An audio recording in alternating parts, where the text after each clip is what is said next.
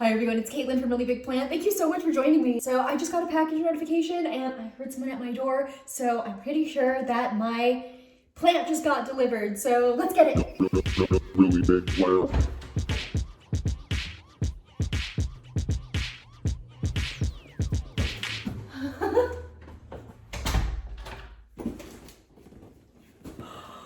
Look at how big this box is. Oh my gosh, look. I was not expecting this package to be this big.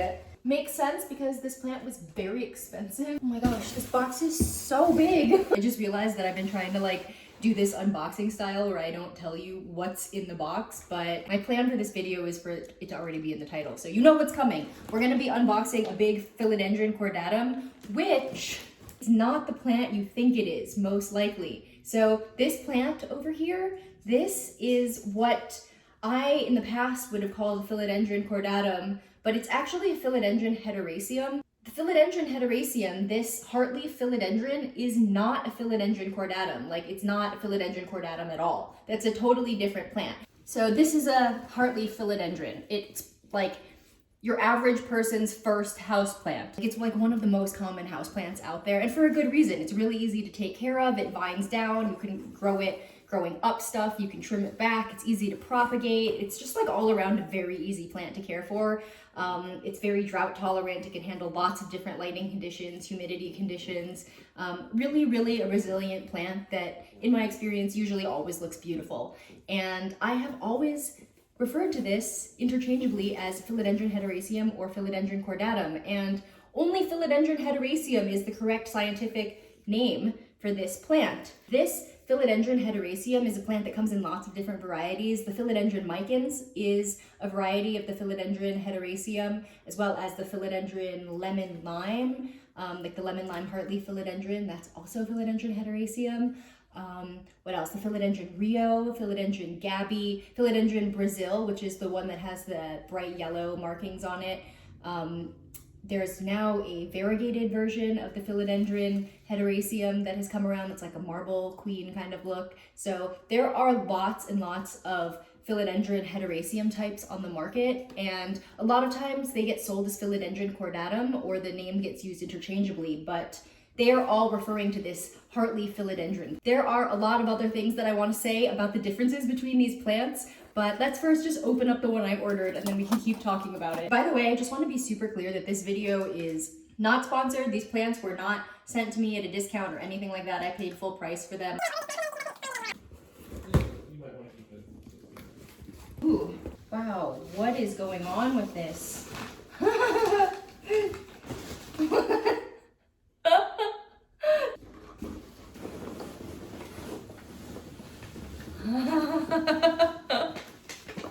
Whoa. Oh my gosh. Oh my goodness. I am shooketh. This is so big. Wait, I have to go show this to my husband.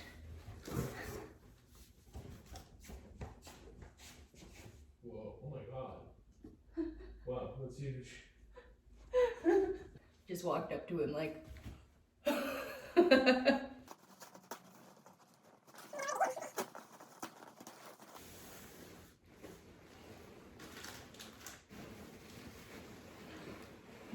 Oh, wow. Whoa. Husband's leaning around the corner looking. Wow, this is, how do I,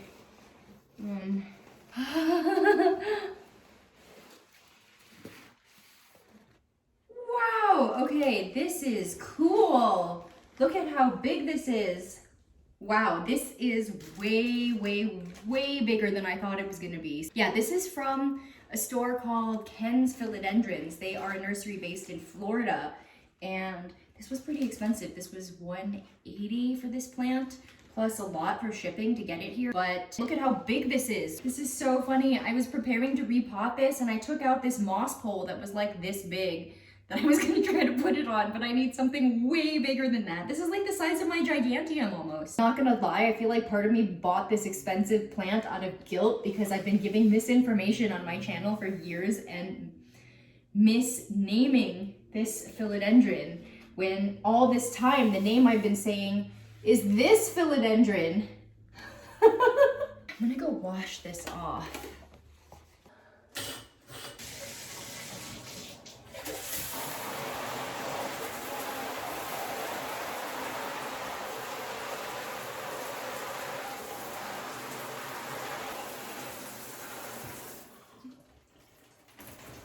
Okay, I don't know why I thought that was gonna be a good idea. I'm soaking wet, my bathroom is all wet. Okay, hang on a second.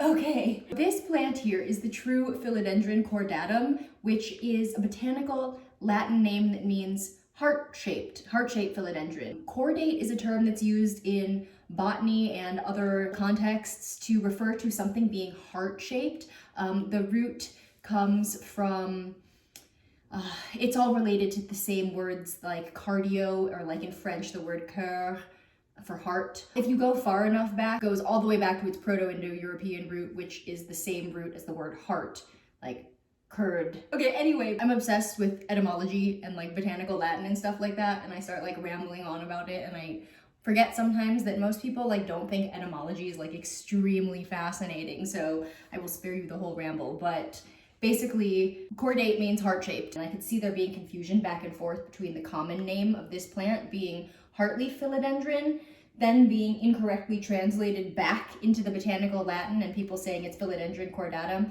I don't really know how this confusion began, if it was like a store or something like that that started selling the plant under the incorrect name. That's usually where the like common names or the like made up incorrect plant names come from. It's usually like a marketing thing where a store decides it's gonna use a name, or it's just like a careless mistake that then gets replicated again and again until it becomes the plant's name somehow. So anyway, when you search on the internet for Philodendron cordatum, usually what you see is this plant, and you'll be able to order them, and people will sell this plant called Philodendron cordatum. Really reputable sellers will sell it as Philodendron cordatum, and it's not that they're lying to you or anything like that, it's just that this plant has been incorrectly named for a very long time. This plant, the TRUE Philodendron cordatum, is pretty rare in most people's collections. Supposedly, I ordered this giant one because it was the only one I could find. So while this is called the Heart Leaf Philodendron, its botanical Latin name, Philodendron hederaceum, actually means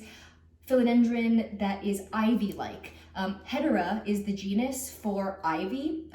English ivy is Hederahelix, and hederaceum means like the genus Hedera. So Philodendron hederaceum is a plant that grows like an ivy. The other important difference is that this plant, Philodendron hederaceum, does really well vining down. Even compared to a pothos plant, it does pretty well as a trailing plant. If you do allow this plant to grow in a way that it can attach onto things and grow up, it definitely aids in this plant getting bigger. Both the Philodendron cordatum and Philodendron hederaceum like to grow up trees, but this one, the Philodendron cordatum, I'm pretty sure that it's not gonna vine well like this plant. Like, I think it just has much thicker stems, and so this is a plant that really wants to grow up. And the Heart Leaf Philodendron also doesn't really have this same intense veining. These have a lighter colored vein pattern that you can see very clearly, and this plant doesn't have veining like that even when it grows very large to its mature full size. The other thing that you'll notice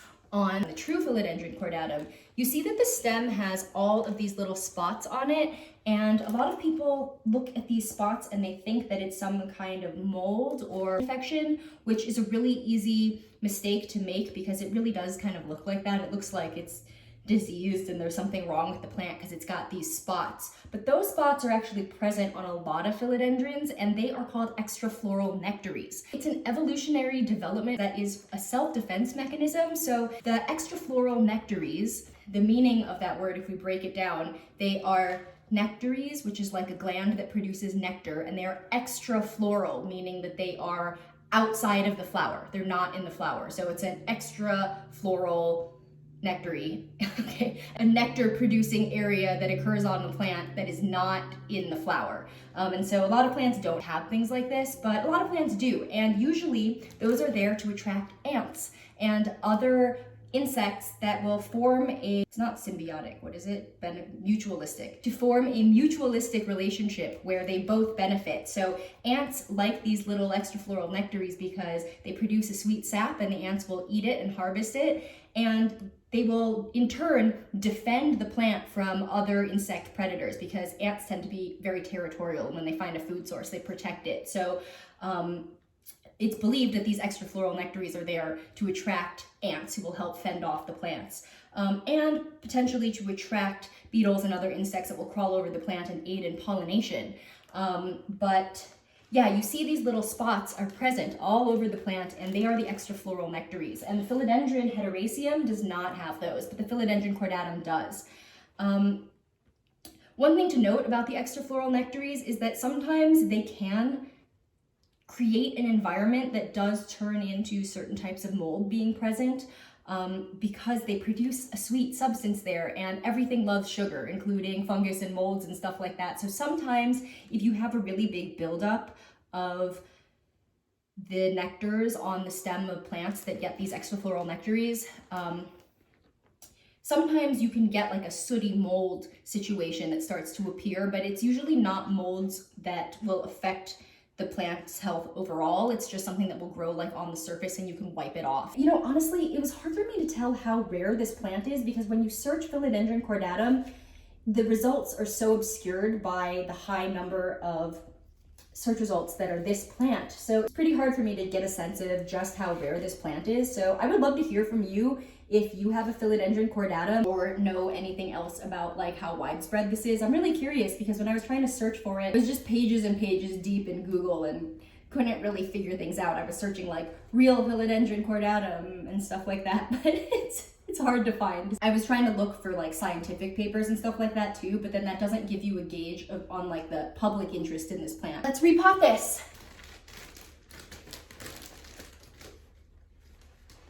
Oh. Whoa.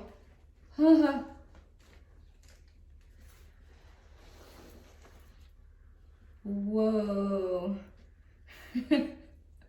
Why does this look so familiar? I feel like this is the state all of my plants are in. They're in like the tiniest pot, and then have this giant root system that goes to nowhere. Okay, I really need to repot this. Okay, this looks so good though. Okay, so this is some clean leca that was left over from the last project I did, my little turtle themed repotting. And I've got this tub of coco coir in here that I already expanded. And I have some perlite, so I'm gonna just put a little bit of this cheesecloth at the bottom.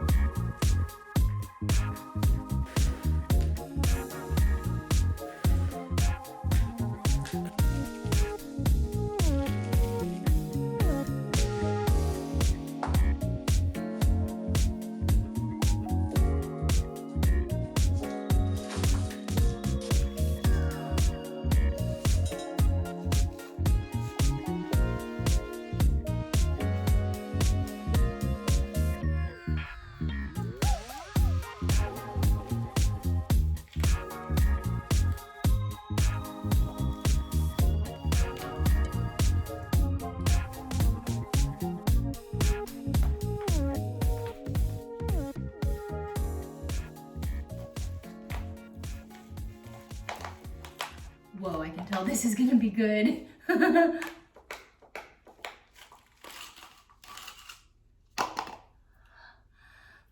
Wow, look at these roots. Okay. Breaking up this root ball. There are these root circles that you can see. It looks like they kind of, you know, set another pot next to the original one and let the roots grow into it. So we've got these kind of curling root systems. It's really whimsical / reminds me of myself and how I would care for something like this.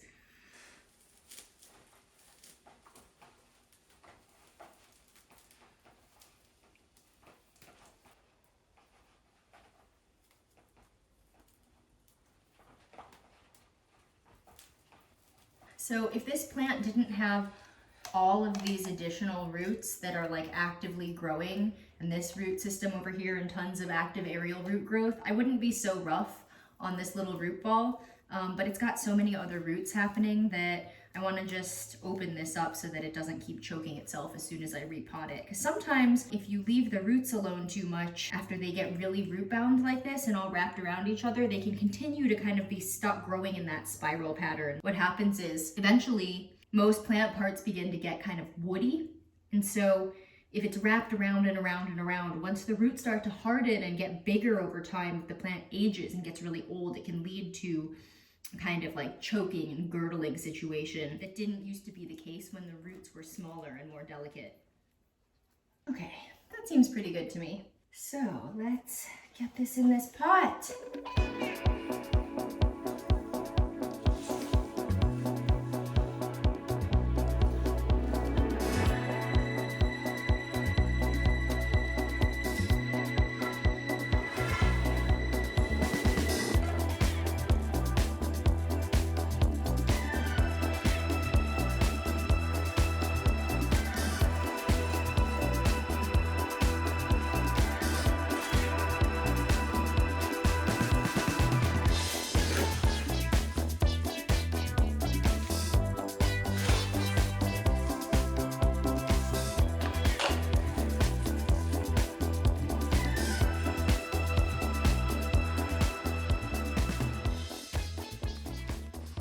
Whoa, I'm having a crazy one-handed time trying to rearrange my cameras. I need more cameras.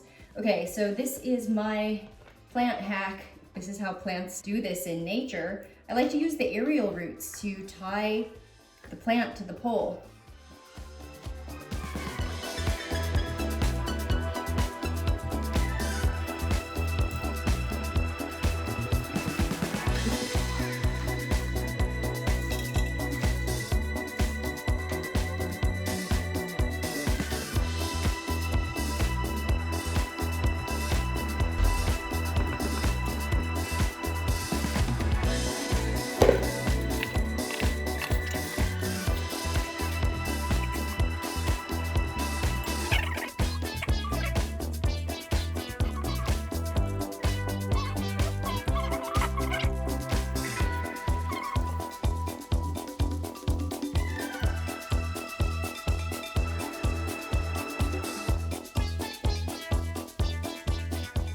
All right, here is my Philodendron cordatum, looking so beautiful in its new pot. Yay, I'm so thrilled to have this plant now, and then I already potted it up because a lot of times I'm guilty of like leaving plants in a cup for way too long after I get it, so I feel really good to have done that. Let me know if you have a Philodendron cordatum, a true one, or if you knew or didn't know that there was a difference between Philodendron cordatum, Philodendron hederaceum. I'm really curious. / looking for reassurance because I said the wrong thing so many times. Sorry if I misled you with my own botanical Latin labels. This looks so cute now.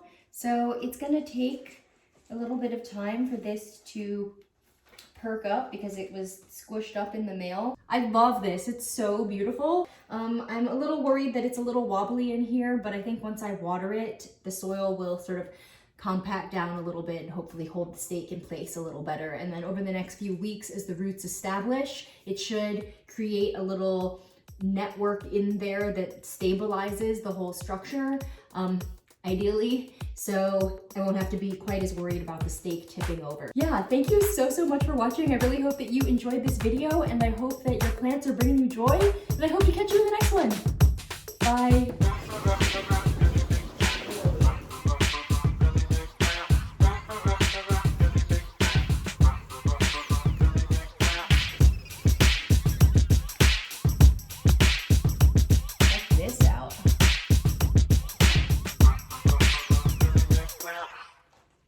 like a champagne glass. It's cute. Or something else.